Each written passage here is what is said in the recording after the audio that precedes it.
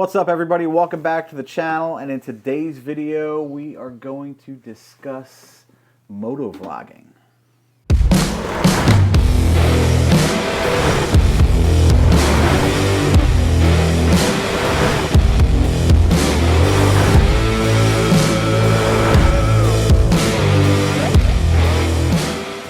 So I mean first, I think everybody has their definition of what motovlogging kind of is. My definition, I don't know, if yours differs, is motovlogging is essentially people riding their motorcycles with a camera either strapped to their helmet somehow or a camera looking back at them, or sometimes both, discussing a topic and showing you kind of where they're riding. That, to me, is motovlogging. I don't know what else it would be. Okay. That's exactly what I would think it is. All right.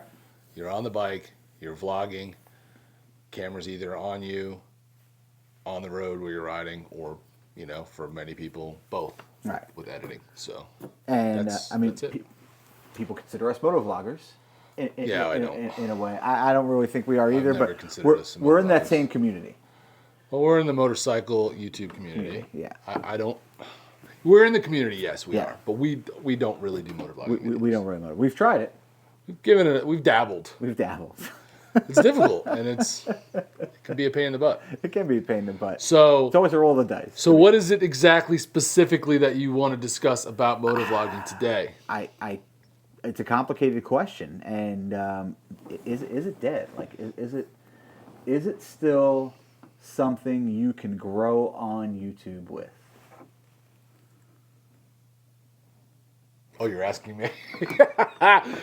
All right, so not trying to ruffle feathers here. Let's just start by saying that. This is a legitimate question that we ponder. Lots of people do YouTube for lots of different reasons. Right. So we should put that up front. Not everybody's doing YouTube to, reach as many people as they can or build a brand, or some people are just doing YouTube just to document and have fun, upload videos whenever they can. So I think that's an important aspect of this question, number one. So let me start by saying, when we broke into this world of YouTube back in 2019, motovloggers were everywhere. There was a lot of them. Almost everyone that we met, that's what their channel was. Was a motovlogger. And there was a lot of good ones. There was a lot of good people doing it. It seems like a lot of those people that we knew, really, they didn't just stop doing motovlogging. They kind of just stopped YouTubing. But for many reasons. For many reasons, and not necessarily just because motovlogging wasn't working for them. I think for a lot of them, YouTube wasn't working for them. And now there are from what I know, and I don't know everybody on the internet and YouTube, there's a handful that still do it regularly and do them well. Right. But nothing like when we broke into this. Nothing like 3 years ago. And I don't know why. Yeah, I don't have an answer for that. I mean, everybody knows Blockhead. Blockhead broke the bank with motovlogging. Possibly, obviously one of the very first early people, delivering that type of content. Some people have kind of started out motovlogging, I've seen, and now their channels have evolved into other things. But what I think at the end of the day, you have to, it's about connecting with people, and I think it at some point becomes difficult for people to connect with somebody they're not seeing, or they're seeing behind the helmet. True. I don't really think of it that way. For me, in order to really get into a motovlog video, it's kind of like a catch-22, because I have to like the person who is doing the video. And they've got to have the kind of personality that catches you, because really all you're hearing is their voice. Yep. So they got to have a good personality.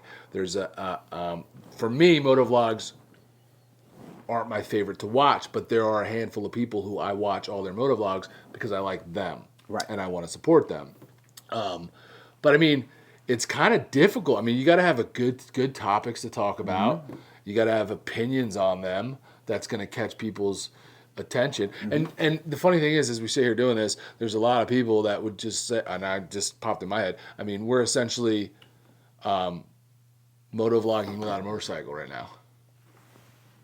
Are we? I mean, I guess. I don't know. We're vlogging. Right. So that's just like, that's kind of, and that is kind of where I feel like motorcycle content has gone. And I feel like motorcycle content has gone to topic-driven, talking head, whether you're a professional monkey talking from your garage or whether you're us here behind this bar, you know, I feel like this is still motorcycle content. We're just not on the bike and we're talking about motorcycles. And I feel like motorcycle content has become more travel vlog-ish type of content. Definitely. You know, Blacktops did their 2,000 miles in the sun. They do more travel vlogs when they're on the bike. I feel like we've done more travel vlogs going to rallies. So is that motovlogging, or if motovlogging hasn't died, has it changed into this thing that, you know, we have now? You know, Adam Sandoval, he used to motovlog, and he really doesn't either. I mean, his stuff is more topic, his stuff is documentary usually, type of driven. Yeah, it is. You know, and that's what we like to do. Right. And a lot of people do that, and a lot of people do it well. For me, and I've told you this, for me, my biggest problem with motovlogging is with my personality, watching it, I'm distracted. From the topic. From whatever the person's talking about, because here I am, like, watching where they're going and the things that are passing. And I mean, it's probably just me. Maybe I'm just dumb and I can't do multiple things at one time. But, you know, I'm paying attention to things going on. So unless your discussion and your topic is really just awesome to me and I'm, like, interested, like, I'm probably barely listening to you because I'm just kind of watching where you're going and seeing what you're seeing. And, you know, that's just how I am as a viewer. And obviously, I'm you know, not everyone's like that because there's people that watch them and like them. Yep. But I think there's something to be said for the amount of motovlog channels that are left out there. I mean, or the amount of people that started out that way and aren't doing it now, who are bigger, like Shade Tree, who started his channel riding around his block, you know, motovlogging type of a thing. You know, he's always in his neighborhood. He's always in, and now, I mean, he still incorporates it into his videos, but that's not the basis of his channel.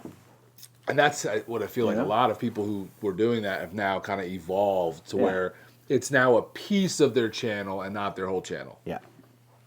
I mean, we dabbled in it just, I don't know, a handful of times. We had too many problems with it, to be honest with you. I don't know how everybody, I'm impressed with people that have clear audio. Well, I think with two of us all the time, I think doing multiple, you know, doing that, you know, multi-person moto vlogs, or sometimes, you know, Carolyn with three of us, it's, you know, it got, you never knew what you were getting for audio. Yeah, and audio is huge. So kudos to those of you doing it that have great audio. I mean, because that's huge. And if you don't have good audio, I turn you right off. So. Yeah, we're done.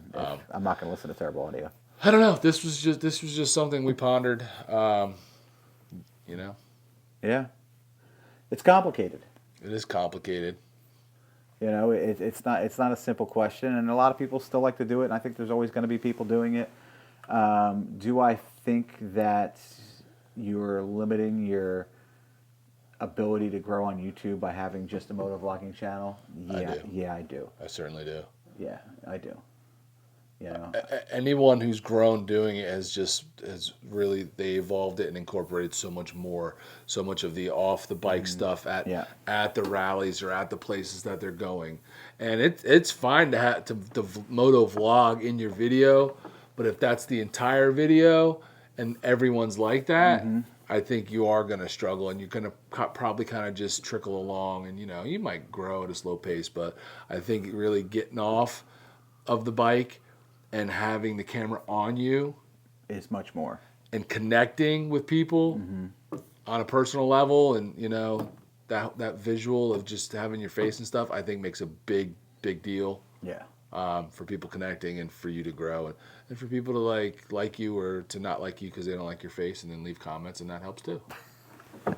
So Any comment's a good comment. any comment, any press is good press. So Yeah. yeah, I don't know. You let us know what you think. I mean, I'm sure there's a few people that definitely will. yeah, and if you're one of the channels, because there are channels that still watch it do it. If you're one of those channels, let us know your thoughts. Let us know. Let us know if we're wrong. If we're wrong, if you don't care about growing and you just do it because you enjoy it, or if you've thought about evolving and adding more things to it and just haven't done it yet. Like just whatever your thoughts are on this. This is probably going to only be an interest of a small number. I don't see, the whole motorcycle world really giving a crap about this. Yep. But I don't know. Something we talk about all the time. I feel like we've It been talking is. about it a lot lately. Over the winter. As creators, that is something that we've discussed because we thought about going that route a little bit more, but it just didn't work out. But yeah, that's all I got. All right. I don't know. Cool. That's good. That's good. If you love it and you do it, don't take offense to this. Keep doing it. I'll keep watching you. And then if much as I you've can. stumbled across this video and you're still here, hit that subscribe button and give us a little thumbs up. Yeah. And let us know what motovloggers you watch. Yeah. Well, you know what? Then in today's shout out, it's only fitting that we shout out a member who's a motovlogger. Okay. So Bronco Ride. Bronco Ride, he still pretty much primarily does that, other than maybe the rallies that he's at with us. Bronco Ride's a member, huge supporter of the channel. We're a big supporter of his channel, and we really appreciate you being a member. So we appreciate all our members, and we just wanted to start letting them know a little bit more often. And we're going to miss Colin this year at our ride. We are going to miss Colin. Yeah. Colin will be gone to Tennessee by then. Colin, you can always get in Dallas' suitcase and fly up with him. He'll be here that weekend. There you go. Or maybe put Dallas in the suitcase That's because he better. probably fits better. So, All right. Anyway, guys, thanks for watching. That's just our take on it. Hope you guys enjoyed the video, and we'll see you on the next one. Later.